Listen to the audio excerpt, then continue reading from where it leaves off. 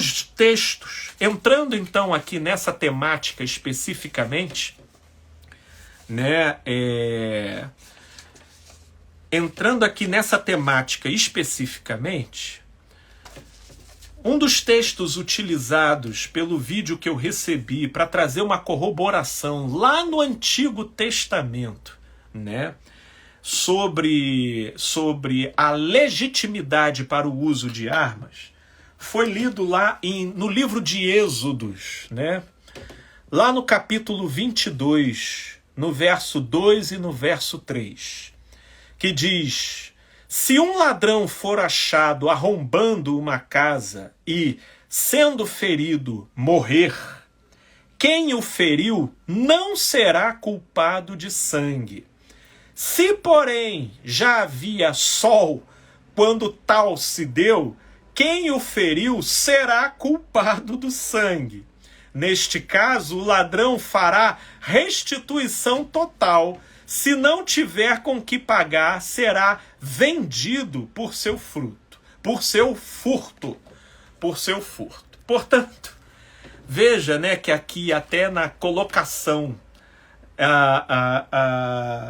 legal da lei de Moisés, definindo parâmetros para o convívio social, se um ladrão fosse ferido e morto dentro de uma residência para furtá-la, quem o tivesse ferido não seria culpado desse sangue, né? Mas se a coisa tivesse acontecido de dia, aí a pessoa já seria culpada, porque é engraçado, meus amigos, se a gente for levar o livro de Êxodo e de Levítico ipsis literis em relação ao que ele fala, ninguém fica de pé.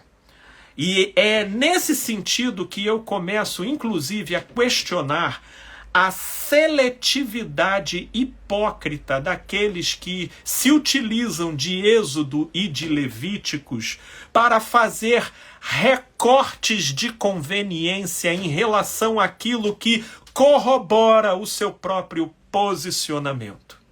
E por que eu digo isso? Porque nós já estamos vivendo em outra aliança. Em outra aliança. De modo que, se a gente ainda se submete ao crivo daquilo que se estabelecia como mandamento e critério, como obrigação sob pena de punição, conforme o espírito que rege a mentalidade da lei, não se tem como fazer isso de maneira parcial, não se tem como fazer isso conforme conveniência, recortes de conveniência. Isso precisa ser feito como um todo. E quem está dizendo isso não sou eu.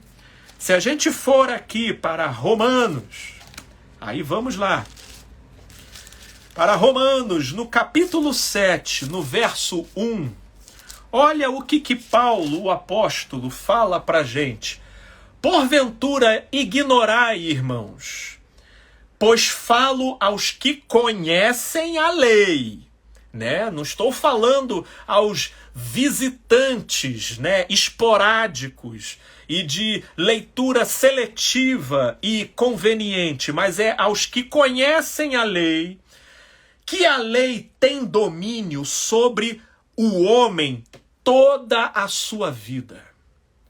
Portanto, não tem como você se utilizar de um trecho do Antigo Testamento sob a validade e a mentalidade de lei, de obrigação, né, e ignorar uma série de outras proposições dessa mesma lei, porque isso seria esquizofrenizar a lei, tendo em vista que, uma vez que eu me submeto a uma determinada circunscrição da lei, a lei como um todo tem um domínio geral sobre a minha vida como um todo. E aí, Tiago, o apóstolo, também, lá no seu livro, no capítulo 2, aí vamos lá para o livro de Tiago, Tiago, lá no capítulo 2, ele diz: pois qualquer que guarda toda a lei, e aí vamos levar em consideração que você seja uma pessoa honesta, e você não vai viver de recortes da lei para fundamentar, não só da lei, porque aqui o que a gente precisa pensar não é apenas a lei, só porque a coisa estava escrita em Êxodos ou em Levítico, mas é a mentalidade da lei, que é aquela que enxerga o caminho da vida sob a ótica de ordenanças, mandamentos e maldições. Ok? Isso é uma mentalidade. Essa mentalidade, às vezes, pode inclusive se valer do próprio Evangelho de Jesus Cristo.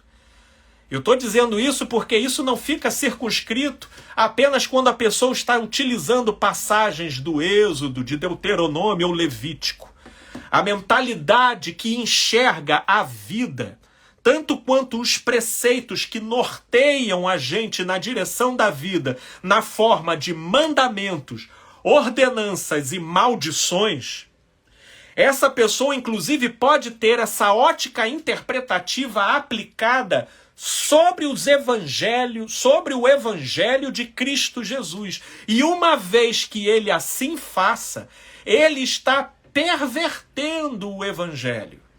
Portanto, veja aqui em Tiago, no capítulo 2, a partir do verso 10, pois qualquer que guarda toda a lei, ou se utiliza da sua perspectiva dos preceitos de vida na forma de mandamento, ordenanças e maldições, né? Mas tropeça em um só ponto, ele se torna culpado de todos. Portanto, não adianta fazer o recorte em benefício próprio, lá do livro de Êxodos, de uma passagem que supostamente favorece o uso de armas, e então se utilizar apenas daquilo, mas ignorar uma série de outras coisas. Não tem como. Porque no verso 11, Tiago diz: portanto, aquele que disse não adulterarás, também ordenou não matarás. Ora, se não adulteras, porém matas, venha a ser transgressor da lei. Falai de tal maneira e de tal maneira procedei como aqueles que hão de ser julgados pela lei da liberdade. Verso 13, porque o juízo é sem misericórdia para com aquele que não usou de misericórdia. A misericórdia triunfa sobre o juízo. Portanto, meus amigos, não dá para a gente partir para essa seletividade hipócrita, né, e conveniente do Antigo Testamento apenas para respaldar e utilizar como referência em mesmo patamar de autoridade, como, por exemplo, a vida, palavras e obras de Jesus. A vida, palavras e obras de Jesus. Porque olha o que está escrito acerca de Jesus. Hebreus capítulo 1, a partir do verso 1. Havendo Deus outrora falado muitas vezes e de muitas maneiras aos pais, pelos profetas, nesses últimos dias nos falou pelo Filho, a quem constituiu o herdeiro de todas as coisas, pelo qual também fez o universo. Ele, o Cristo, que é o resplendor da glória e a expressão exata do ser de Deus, sustentando todas as coisas pela palavra do seu poder. Depois de ter feito a purificação dos pecados, assentou-se à direita de Deus, na sua majestade nas alturas. Pelo amor de Deus, meus amigos, que autoridade estaria maior do que essa? Portanto, olhando para a vida de Jesus, né? Isso porque também nesse vídeo que me foi passado foi citado não só esse texto de Êxodo no capítulo 22, como também foi falando de diversos eventos do Antigo Testamento, referente a um tempo e a uma etapa onde o patamar de consciência era completamente distante, né? Era completamente distante e inferior àquele em que Jesus se manifestou. Não é por outra razão que Paulo, o apóstolo, vai dizer que a manifestação do Cristo ela se deu na plenitude dos tempos. Jesus se manifestou na plenitude. Por que ele usa esse termo plenitude? Porque ninguém chega na plenitude da noite para o dia. Toda a plenitude na existência aqui nesse mundo é precedido por um processo. Portanto, todo o Antigo Testamento é um processo entre o povo na sua interação com a lei, de modo que a lei foi formando um recipiente de subjetividade e de espiritualidade para que o povo pudesse ter abertura, maturidade e sensibilidade para não só compreender, mas também usufruir da obra redentora do Cristo. Por isso ele se manifesta na plenitude dos tempos. Então não dá para se utilizar desses exemplos do Antigo Testamento acerca de violências, de figuras expoentes que utilizaram espadas, que se utilizaram da violência, como por exemplo o profeta sucessor de Elias, Eliseu, que num dado momento ele estava caminhando e duas crianças começaram a caçoar pelo fato de ele ser careca. E ele vai lá e impetra uma maldição e um urso aparece e despedaça as duas crianças. Aí tem uma série de crentes aqui que, nossa, batem palma, dizem glória a Deus, aleluia, como se isso, meu Deus, estivesse em consonância com o espírito do Evangelho. Com o espírito do Evangelho. Porque em Cristo Jesus eu entendo o que em Elias, Eliseu, Davi, Moisés era coerente e aquilo que neles era incoerente. Porque Eliseu, Elias, Davi, Moisés não eram a luz dos homens. A luz dos homens foi o Cristo. E é a partir dele que a gente discerne a validade ou não de todas as coisas.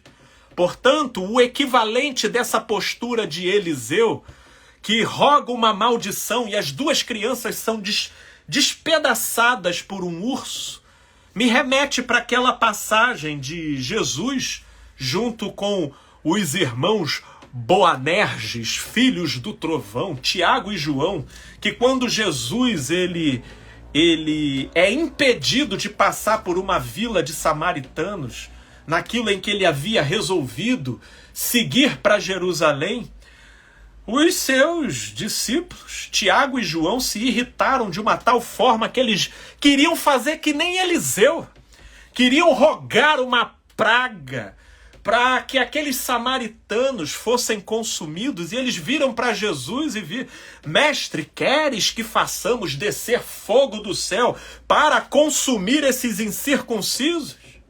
E o que Jesus fala para eles? Vamos, façamos isso em memória de Eliseu. Não, Jesus que era a luz dos homens, Jesus que era, como diz aqui que nós acabamos de ler aqui, ó, como diz aqui, Hebreus, capítulo 1, versículo 3, ele que é o resplendor da glória e a expressão exata do ser de Deus. Jesus e o Pai, Jesus e Deus eram um. Em Jesus eu conheço quem é Deus. E a partir do conhecimento que eu tenho de Deus em Jesus, Deus ele deixa de ser um ente esquizofrênico, como se no Antigo Testamento ele fosse aquele Deus raivoso e punitivo, e aí no Novo Testamento ele fica bonzinho. Não, não, não. Deus ele sempre foi o mesmo ontem, hoje e o será eternamente. Mas o que mudou no curso da história foi a interpretação do homem em relação a Deus. E isso teve uma progressão no curso da história. Portanto, é em Jesus que eu entendo qual é o bem-querer de Deus. E o que Jesus vira e fala para Tiago e João naquele episódio? Né? Vós não sabeis de que espíritos sois. Vós não sabeis de que espírito sois. Vós não sabeis de que mentalidade sois. Vocês não são, vocês ainda não entenderam a ótica interpretativa que eu trabalho, porque o Filho do Homem não veio para matar, mas sim para salvar o homem. Olha que interessante. Olha que interessante Jesus trazendo um outro olhar, trazendo uma outra modalidade, trazendo uma outra compreensão da situação. Né? Então, nessa direção, inclusive, por exemplo, em João 8:59, em João 8:59 foi um episódio em que pessoas pegaram em pedras na mão para jogar em Jesus num ato de violência. E em Lucas 4:30, também, quando ele estava pregando em Nazaré, na sua cidade natal, houve uma efervescência indignada de uma tal forma que eles também começaram a pegar em pedras para suscitar uma violência e Jesus se ausenta.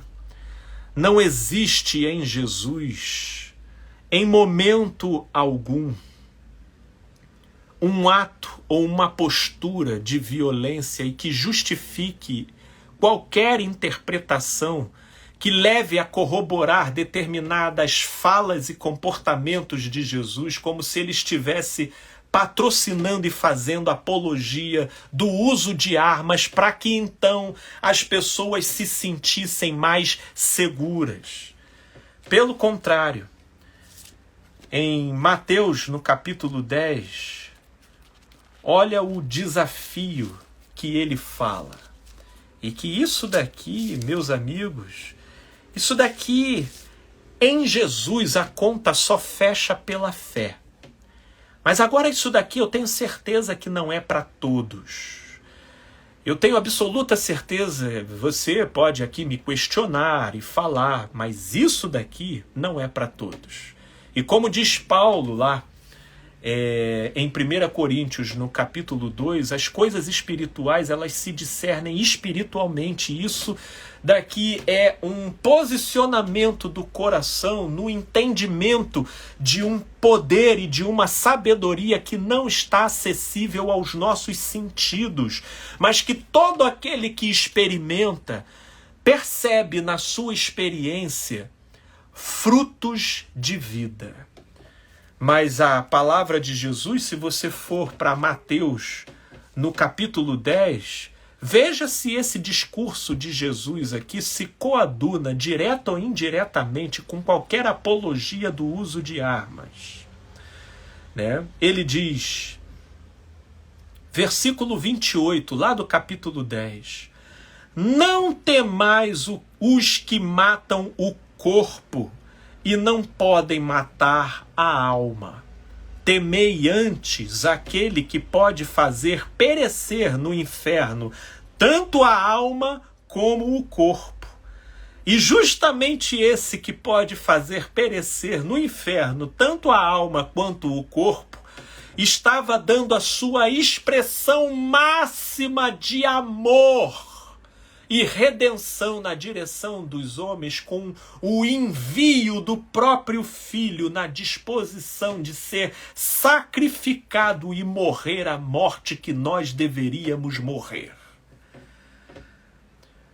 E aí, versículo 29, não se vendem 2 pardais por 1 asse, e nenhum deles cairá em terra sem o consentimento de vosso Pai. E quanto a vós outros, até os cabelos todos da cabeça estão contados. Não temais, pois, bem mais valeis vós do que muitos pardais. Isso daqui é uma palavra de confiança, que instrumentaliza a gente com uma certeza de vida, instrumentalizando a nossa consciência a conter a hemorragia dos nossos medos e imaginações. Porque no final das contas, esse é o nosso maior inimigo. Porque algumas pessoas já me perguntaram, Felipe, você fala dessa maneira porque nunca entrou uma pessoa na sua casa para ameaçar o seu filho e a sua mulher. Nessas horas, Felipe, você não ia querer ter uma arma? Se eu for te responder do ponto de vista dos meus instintos, é claro que sim. Se eu for te responder do ponto de vista da minha psicologia animal, é claro que sim. Porque nessa existência aqui, o sublime coexiste com o animal. O celeste coabita o profano. E essas duas dimensões ocupam espaço e disputam forças dentro do meu ser. Mas o que Jesus ensina é um caminho, uma verdade e uma vida. De modo que todo aquele que crer, isso então compõe um caminho estreito que começa a construir na jornada da pessoa toda uma singularidade. Portanto, se eu parar para imaginar o que eu, enquanto homem, animal, instintivo, faria, meu Deus, se alguém invade a minha casa, eu ficaria altamente propenso a matar. Eu ficaria altamente propenso à violência. Mas Jesus nos convidou a crer. E a crer numa segurança não respaldada pela presença de uma espada, ou pela presença de um revólver, ou pela presença de um segurança humano, mas de uma certeza de que nós somos entes cuidados e amparados por Deus, que inclusive sabe quantos cabelos nós temos na mente, que inclusive cuida da gente de uma forma e numa dimensão que nem a nossa percepção consegue perceber e atinar a meticulosidade do cuidado e da proteção de Deus sobre nós. E na medida em que a gente crê nisso, isso então começa a arvorar todo um universo ao nosso redor. Ora, Jesus que isso ensinava era justamente aquele que isso vivia. E Jesus vivia rodeado de ameaças. E tudo o que aconteceu com Jesus só aconteceu o que tinha que acontecer. Sim, até quando ele foi pego para ser morto, ele foi pego porque ele se entregou. Pois essa, inclusive, foi a palavra justamente dele. A minha vida ninguém a tira. Eu voluntariamente a dou. Portanto, perceba que Jesus, ao mesmo tempo que é o ente mais vulnerável, é o ente espiritualmente mais seguro. Até lá em João, no capítulo 11, quando do episódio da ressurreição de Lázaro, Jesus tinha acabado de sair da Galileia, porque tinha tido ali todo um burburinho de querer matar Jesus. Jesus marca 3 dias e depois decide voltar para poder ir ver Lázaro. E quando ele diz, agora vamos voltar para ter com Lázaro os discípulos, ele se desespera. Meu Deus, mestre, a gente acabou de sair de lá. Será que não se te deu que eles estão querendo matar a gente lá e o Senhor está querendo voltar para lá? E aí Jesus, com tranquilidade, vira para eles e diz: olha, aproveitem enquanto vocês estão caminhando de dia. Aproveitem enquanto vocês estão comigo, que é a luz. Caminhem comigo, caminhem na minha tranquilidade, caminhem na minha vibração de paz. E aí os discípulos assim meio que... vamos lá, né? Porque tá difícil engolir isso. E aí é até Tomé lá no meio deles que fala: vamos, que nem que seja que tenha que morrer com ele, a gente vai morrer com ele. A expectação dos discípulos era de que ia ter furdunço, de que ia ter briga, de que ia ter morte. E aí chega lá, pelo contrário, o que acontece é ressurreição dos mortos. Era a ressurreição dos mortos, porque com Jesus só aconteceu o que tinha que acontecer, na hora que tinha que acontecer. Mas quando a gente deixa a nossa imaginação ao léu dos estímulos que a gente recebe dia e noite do lado de fora, vai aumentando dentro da gente a sensação de que está tudo difuso e descontrolado e de que Deus nos deixou ao léu das nossas próprias confusões e apetites, e então a gente tem que dar o nosso jeito. E se a imaginação crescer nesse tipo de direção, de fato, a única coisa que vai diminuir a sensação de insegurança é uma arma na cintura. Mas esse não foi o caminho que Jesus ensinou.